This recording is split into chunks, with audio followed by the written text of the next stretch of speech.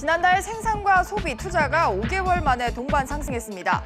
다만 통계청은 앞으로 경기 전망 지수가 하락했다면서 한국 경제가 상승세로 돌아선 것으로 보기는 어렵다고 설명했습니다. 이주열 한국은행 총재가 올해 우리나라 경제 성장률이 전망치인 2.2%를 달성하기 쉽지 않을 거라면서 앞으로도 완화적인 통화 정책을 계속하겠다고 밝혔습니다. 다음 달 금리 인하 가능성에 관심이 쏠립니다. 연 1에서 2%대 고정금리 주택담보대출로 갈아탈 수 있는 서민형 안심전환대출 신청 결과가 오늘 오후에 나옵니다. 신청자가 크게 몰리면서 대상자를 가를 집값 커트라인이 예상보다 낮을 거란 전망이 나옵니다.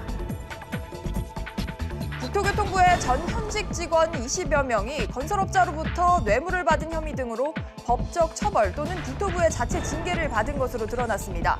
이들은 뇌물을 받고 하도급 업체 선정 입찰에 관여하거나 일감을 몰아줬습니다. 이상 이 시각 주요 뉴스입니다.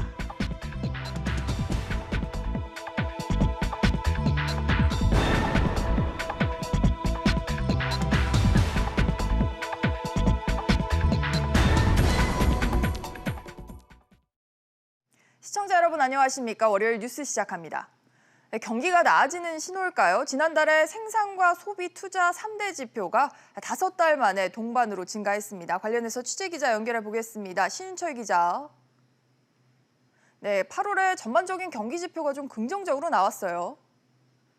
네, 통계청이 발표한 8월 산업활동 동향을 보면 그동안 부정적 지표가 많았던 생산, 투자, 소비가 모두 상승세로 전환했습니다. 지난달 전 산업 생산 지수는 7월보다 0.5% 상승했는데요. 2달 연속 증가세입니다. 광공업 생산은 자동차 부문이 7월 크게 늘어난 기저효과로 전달에는 감소해 전체적으로 1.4% 감소했지만 서비스업 생산에서 1.2%가 증가했습니다. 설비 투자는 기계류와 항공기 등 운송장비 투자가 늘어 전달보다 1.9% 증가해 3년 연속 오름세를 이어갔습니다. 소비를 의미하는 소매 판매액 지수는 3.9% 늘었는데 이는 2011년 1월 이후 8년 7개월 만에 최대폭입니다. 내구재가 8.3% 크게 증가한 영향인데 승용차 판매가 영향을 미쳤고 이른 추석으로 음식료품과 화장품 수요가 증가했기 때문인 것으로 풀이됩니다.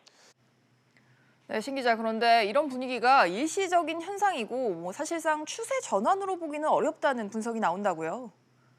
네, 이를 어느 정도 가늠하려면 현 경기 상황 동행지수와 선행지수 순환 변동치를 살펴봐야 하는데요. 결과적으로 말씀드리면 이 두 지수가 엇갈렸습니다. 현재 경기 상황을 보여주는 동행지수 순환 변동치는 전달보다 0.2포인트 상승해 3개월 만에 반등에 성공했습니다. 반면 수출과 대외 환경이 여전히 어려워 앞으로 경기를 예고하는 선행지수 순환 변동치는 전월보다 0.1포인트 하락하며 지난 5월 이후 4개월째 하락했습니다. 이에 대해 통계청은 대외 환경이 개선돼야 하지만 아직까진 뚜렷한 메시지가 없다며 한국 경제가 상승세로 돌아섰다고 보기는 어렵다고 말했습니다. SBS CNBC 신윤철입니다. 이주열 한국은행 총재가 올해 우리 경제의 성장률이 지난 7월에 발표한 전망치인 2.2%를 달성하기가 어렵다고 밝혔습니다. 경기 부진을 사실상 인정한 셈이어서 다음 달 금리 인하 가능성이 더욱 커졌다는 분석이 나옵니다. 취재기자 연결해보죠. 정인아 기자. 네, 정인아입니다. 네, 한국은행이 경제 성장률 전망치를 발표한 지 7월에 발표를 했으니까 2달이 지났죠. 이 사이에 경제 상황이 더 안 좋아졌다는 게 이게 한은의 분석입니까? 네, 이 총재는 지난 7월에 경제 성장률 전망치를 발표했을 땐 경제 상방 요인과 하방 요인이 모두 있었는데 2달 사이에 하방 리스크가 더 커졌다면서 2.2%의 성장률을 달성하기 어려운 상황이라고 밝혔습니다. 이 총재는 하방 리스크가 커진 배경으로 우선 미중 무역 분쟁과 브렉시트 등 글로벌 경기 둔화 요인을 언급했고요. 여기에 반도체 경기가 좀처럼 회복되지 못하고 있는 것도 경기 부진의 주요한 원인이라고 설명했습니다. 네, 이런 분석이라면 다음 달 이제 금융통화위원회에서 한은이 금리를 인하할 가능성이 커졌다고 볼 수 있겠어요. 네, 이 총재는 통화정책과 관련해선 완화 기조를 갖고 갈 것이라고 밝혔습니다. 다만 내달 금융통화위원회가 열리기 전까지 금융 상황과 경제 지표들을 종합적으로 검토한 뒤 판단하겠다고 덧붙였습니다. 이 총재는 최근 디플레이션 우려가 제기되는 물가 상황에 대해서도 언급을 했는데요. 앞으로 한두 달 정도는 물가 상승률이 마이너스를 나타낼 것으로 예상되지만 올해 말이나 내년 초 정도엔 1% 내외로 다시 오를 것이라면서 디플레이션에는 선을 그었습니다.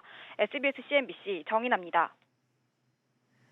변동금리 대출을 연 1%대 고정금리 대출로 갈아타게 해주는 안심전환대출 신청 기한이 어제 자정 끝났습니다. 신청하신 분들 많을 것 같은데요.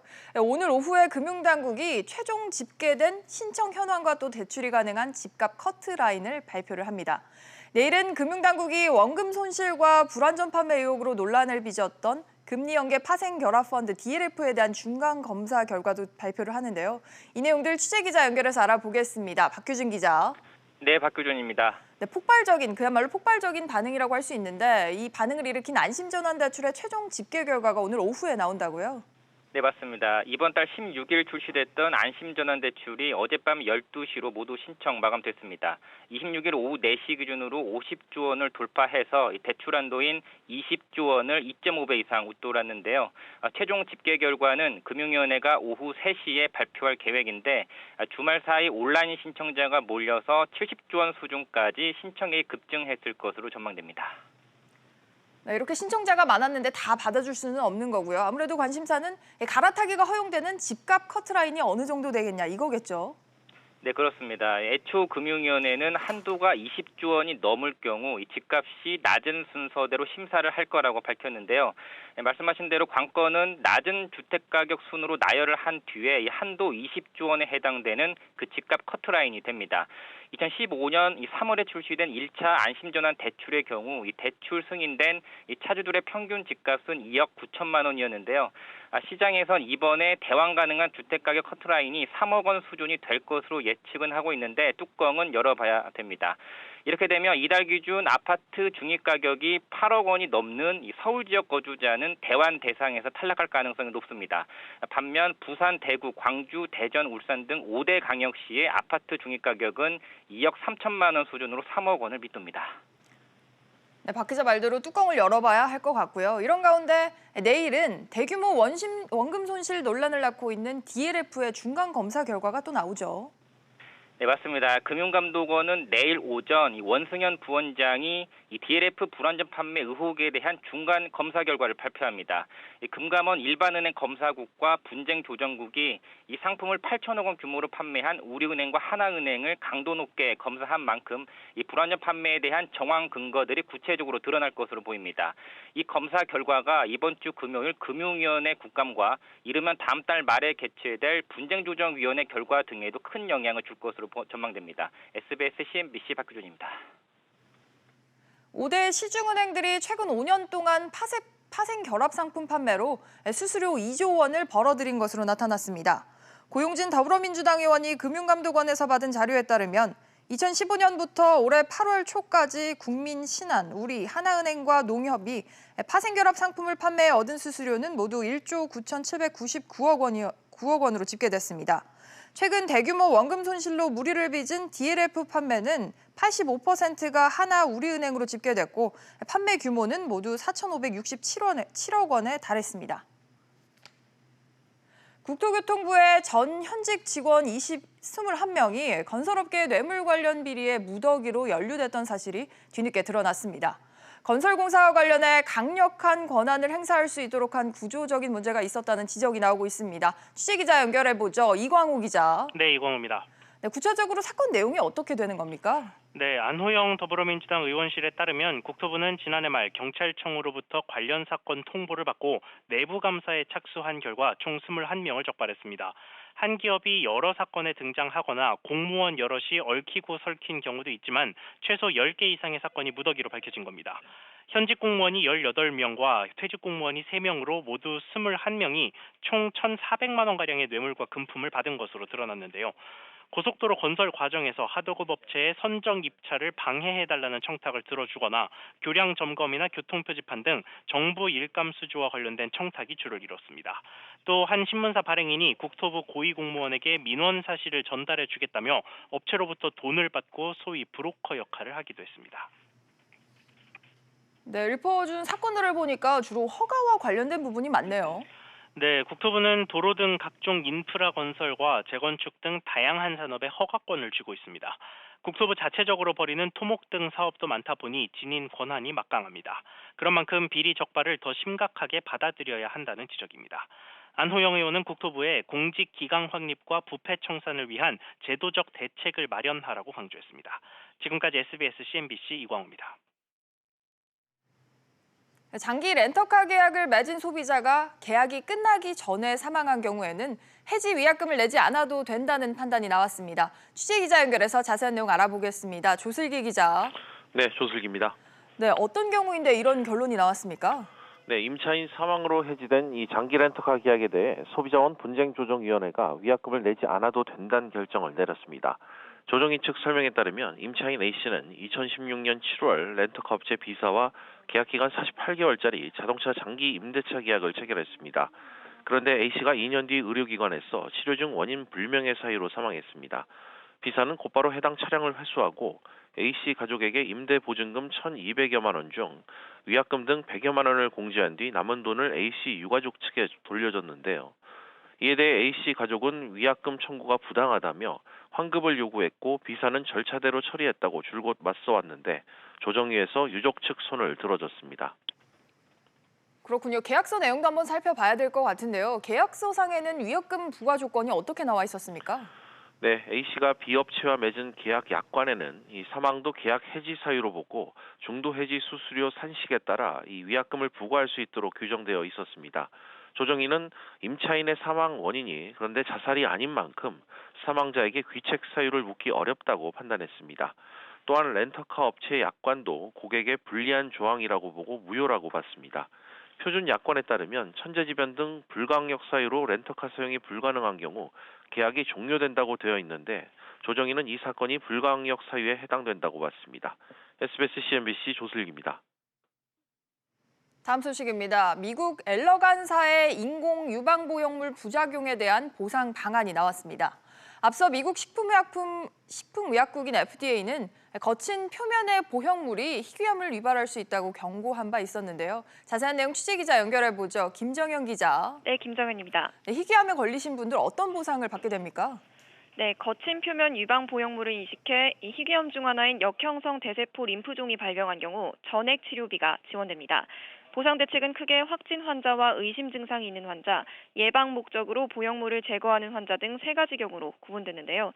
확진 환자의 경우 건강보험이 적용되고 비급여를 포함한 이식 환자 본인 부담금도 엘러간사가 전액 부담하기로 했습니다. 환자가 보형물 교체를 원하면 엘러간사는 평생 무상 교체해주기로 했습니다. 암이 단순히 의심되는 경우에도 격리 검사와 초음파 등 진단을 위한 검사 비용을 지원받을 수 있는데요. 다만 지원 액수는 회당 120만 원까지 가능합니다. 마지막으로 예방 차원에서 보형물 교체를 하는 경우 2021년 7월 25일까지 매끄러운 표면의 유방 보형물이 교체품으로 무상 제공되는데요. 다만 수술 비용과 검사 비용은 보상 대상이 아닙니다. 네, 보상 절차도 어떻게 되는지 전해주시죠. 네, 보상을 원하는 환자들은 우선 진료와 검사를 받은 후 진료 내역을 포함한 증빙 서류 등을 구비해 엘러간사에 이메일이나 우편 등의 방법으로 신청하면 되는데요. 자세한 내용은 한국 엘러간 홈페이지와 고객센터를 통해 확인할 수 있습니다. 식약처는 현재까지 2만 8천여 명이 엘러간사의 거친 표면 인공 유방 보형물을 이식한 것으로 확인됐다고 밝혔습니다. SBS CNBC 김정현입니다. 네, 국내 양대 배터리 공룡이죠. SK이노베이션과 LG화학이 과거 맺었던 특허 관련 합의를 놓고 또 한 번 부딪혔습니다.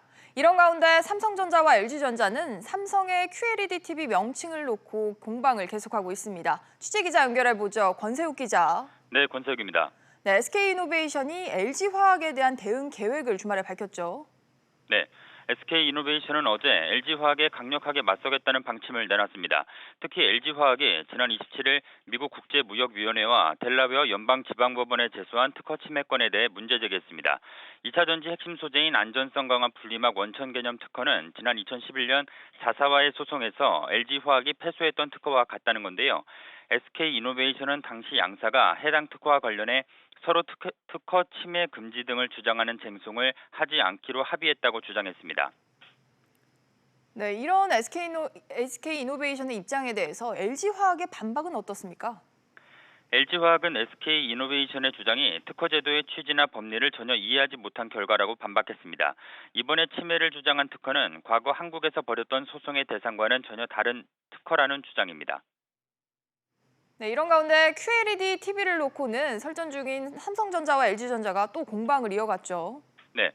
삼성전자는 어제 지난 2017년 QLED TV를 출시한 뒤 미국 등의 광고 심의기관을 통해 QLED 명칭을 사용하는데 문제 없다는 결정을 받았다고 밝혔습니다. LG전자가 최근 삼성 QLED 광고는 허위 과장이라며 공정거래위원회에 신고하자 반박에 나선 것인데요. 이에 LG전자는 논점을 흐리지 말라고 재반박했습니다. QLED 명칭 사용에 삼성이 문제가 없다고 하는 것은 주로 광고 심의에 관한 것일 뿐 공정위 판단과는 무관하다는 겁니다. SBS CNBC 권세규입니다. 애플코리아가 국내 통신 3사의 광고와 또 무상 수리비 등을 떠넘긴 혐의에 대해서 공정거래위원회에 자진 시정 방안을 제시했지만 받아들여지지 않았습니다. 공정위는 지난주 애플코리아의 동의 의결 내용을 심의했으나 결론을 내리지 않았다고 밝혔습니다. 공정위는 거래 조건 개선안과 또 상생 지원 방안 등의 보완이 필요하다며 추가적인 개선안을 내면 심의할 계획입니다. 일반 아파트로는 처음으로 서울 강남에서 3.3제곱미터당 1억 원이 해당하는 아파트가 등장했습니다. 민간 택지 분양가 상한제 시행을 앞두고 강남권 신축 아파트 선호도가 높아진 영향으로 풀이된다고 하는데요. 자세한 내용 취재기자 연결해보죠. 강산 기자. 네, 강산입니다. 그러니까 평당 1억 원에 해당하는 일반 아파트가 등장을 했다고요.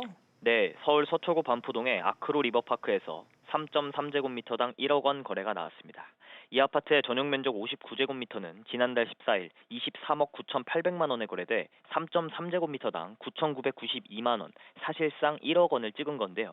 반포나 개포동 등 강남 재건축 아파트가 3.3제곱미터당 1억 원에 거래된 적이 있지만 기존 아파트 매매에서는 이번이 처음입니다. 정부가 민간택지 분양가 상한제 도입을 발표한 이후 새 아파트 품귀 현상이 예상되자 수요가 몰리고 있는 것으로 풀이됩니다. 네, 이렇게 주요 지역의 집값이 올라가는 가운데 부자들의 부동산 자산에 대한 관심도가 높다라는 조사 결과가 나왔네요. 그렇습니다. KB금융지주 경영연구소의 한국부자보고서에 따르면 국내에서 금융자산을 10억 원 이상 보유한 부자들 32만 3천 명 중 총 자산의 절반 이상은 부동산이었습니다. 금융자산은 39%의 비중으로 구성됐고 나머지는 회원권, 예술품 등이었습니다. 부동산 자산 비중은 이전부터 꾸준히 50%대 초반을 유지하고 있지만 금융자산 비중은 5년 만에 처음으로 40% 아래로 떨어졌습니다. 작년 주요 지역의 아파트 가격이 급등한 반면 주가는 떨어진 영향으로 풀이됩니다. 네, 이들 부자들의 면면을 살펴보면 주거지는 서울 수도권인 경우가 많았다고요. 네, 32만 3천 명 중에서 서울이 14만 5천 명이었고 경기도가 7만 1천 명, 인천 1만 명 등 수도권이 전체의 70%가량을 차지했습니다. 특히 서울 안에서는 절반 가까이가 강남, 서초, 송파구 등 강남 3구에 거주했는데요.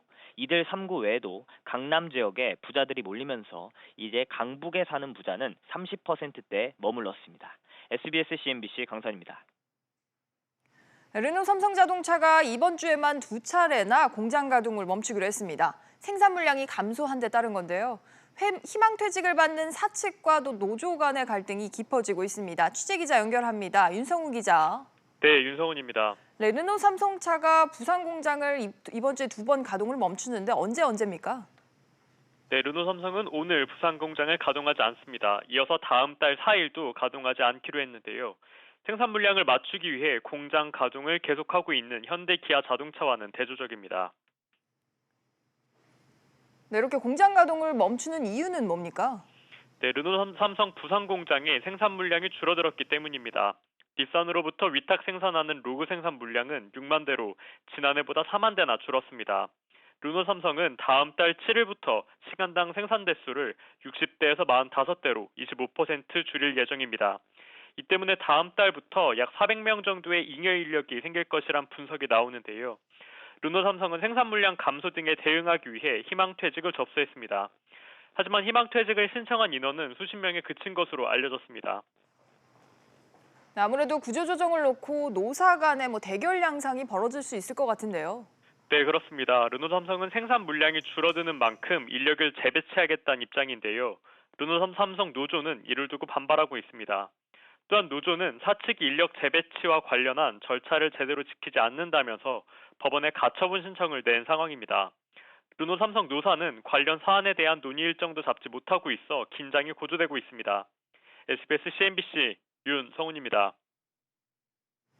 다음은 조선업계 소식입니다. 앞서 세 차례 매각에 실패했던 성동조선해양이 이번에 네 번째 매각 절차에 들어갔습니다.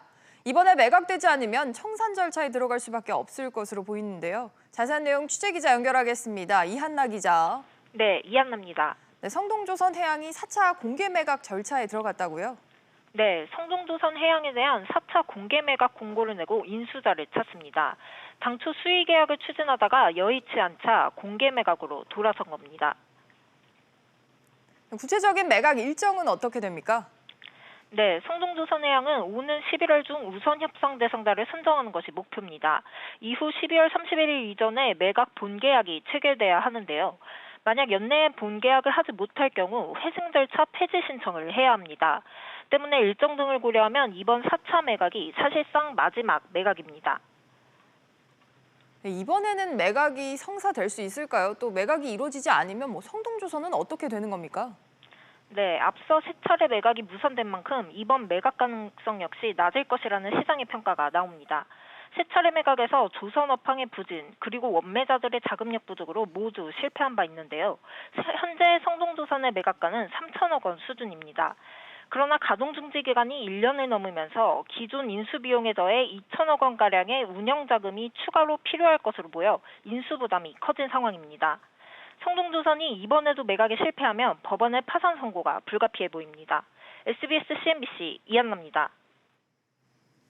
KDB산업은행이 KDB생명의 매각 공고를 내고 KDB생명 매각 절차를 공식적으로 추진합니다.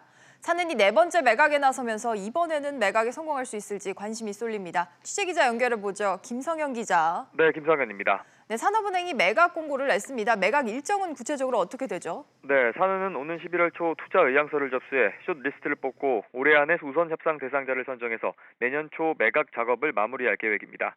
이번 매각은 KDB생명 보통주 8,800만 주를 매각하면서 경영권까지 넘기는 거래인데요.